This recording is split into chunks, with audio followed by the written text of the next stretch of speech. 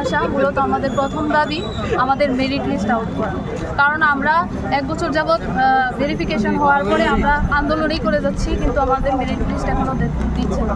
আপনারা দেখতে পাচ্ছেন বিভিন্ন স্কুলে ছাত্রছাত্রীরা আন্দোলন করছে, ওরা রাস্তায় বসে আন্দোলন করছে, কোনো কোনো স্কুলে একজন টিচার দিয়ে স্কুল চলছে।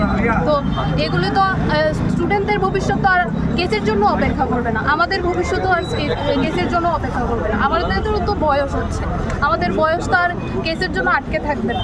তো আমরা টিআরবিটি স্যার আর সিএমও এর কাছে আমরা এই দাবি করছি যেন আমাদের অতি দ্রুত নিয়োগ করা হয়, এই দাবি আমরা। এই নিয়ে কতবার আপনারা এখানে এসেছেন? অনেকবার এসেছি, আপনারা তো দেখতেই পাচ্ছেন, আপনারা তো আমরা আন্দোলনের তাদের কাছে যাচ্ছে, যে দেখতে পাচ্ছে যে আমরা কত কষ্টে আছি, যে এত বছর হয়ে গেল যে আমরা 24-এ নোটিফিকেশান, 25-এ এক্সাম দিয়েছি, 26-এ আমাদের সব হয়েছে, ভেরিফিকেশান করেছি, তারপর আমাদের মেরিট লিস্ট, তারপর এনআইএস-এর কেসের সম্পর্কে আপনারা জানতেই পারেন।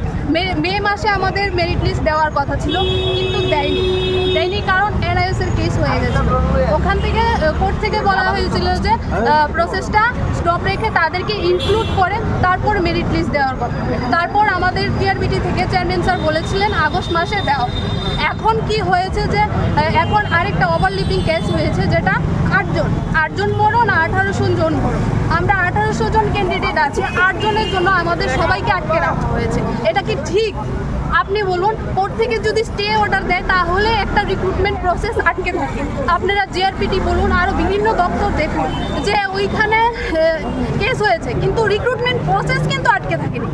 কোনো জায়গায় লেখা নেই যে রিক্রুটমেন্ট প্রসেস একটা কেস হলে আটকে থাকতে হবে, এই কথাটা কোনো জায়গায় লেখা নেই। তো আমাদের ভবিষ্যৎ তো এইভাবে চলে যাচ্ছে না, আমাদের জীবন থেকে যে বয়সগুলো চলে যাচ্ছে এগুলো কি ওরা ফিরিয়ে দিতে পারবে? আমাদের এডুকেশন মিনিস্টার নেই, সিএম এর আন্ডারে আছে ওইটা, তো আমরা ওনার কাছে দেখা করতে পারছি না, ওনাদের পারমিশন দেয় না দিতে গেলে, আমরা আন্দোলন করতে গেলে বা ওনার সাথে কথা বলতে গেলে আমাদের মাঝপথে আটকে দেওয়া হয়। তো ওইগুলো পারছি না আমরা, আমাদের একজন ইএম দরকার, এডুকেশন মিনিস্টার দরকার। আমরা কার কাছে যাব, কার কাছে দাবি আদায় করব? এখানে আসলে আমাদের বারবার ফিরিয়ে দেওয়া হয় যে তোমরা হবে দেওয়া হবে, তারপর এখন বলা হয় কি যে এখন নতুন করে কেস হয়েছে তোমরা অপেক্ষা করো। কেসের জন্য তো আমরা অপেক্ষা করতে পারবো না, 1800 জন স্টুডেন্ট 8 জনের জন্য আমরা অপেক্ষা করতে পারবো না। আমাদের মেরিট লিস্ট অতি সত্বর দিতে হবে, আমাদের নিয়োগ করতে হবে, আমাদের এটাই দাবি। Thank you.